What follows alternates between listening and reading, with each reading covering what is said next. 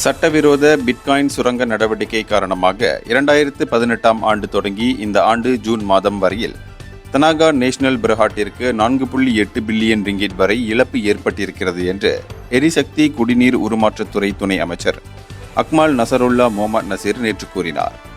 தற்போது கிரிப்டோ நாணய மதிப்பு அதிகரித்திருப்பதால் இந்த சட்டவிரோத சுரங்க நடவடிக்கைகள் மேலும் விரிவடையலாம் என எரிசக்தி ஆணையம் எதிர்பார்க்கிறது என்றும் அவர் சுட்டிக்காட்டினார்.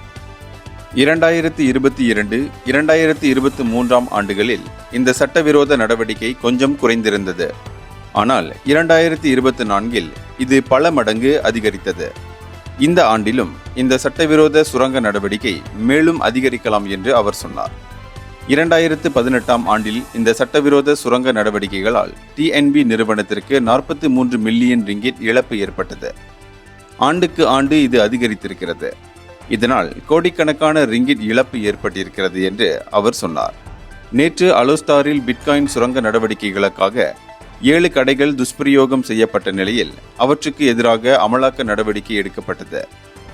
அந்த நடவடிக்கையை பார்வையிட்ட துணை அமைச்சர் நிருபர்களிடம் பேசினார். இந்தியர்களின் இதய குரல் மக்களோசை.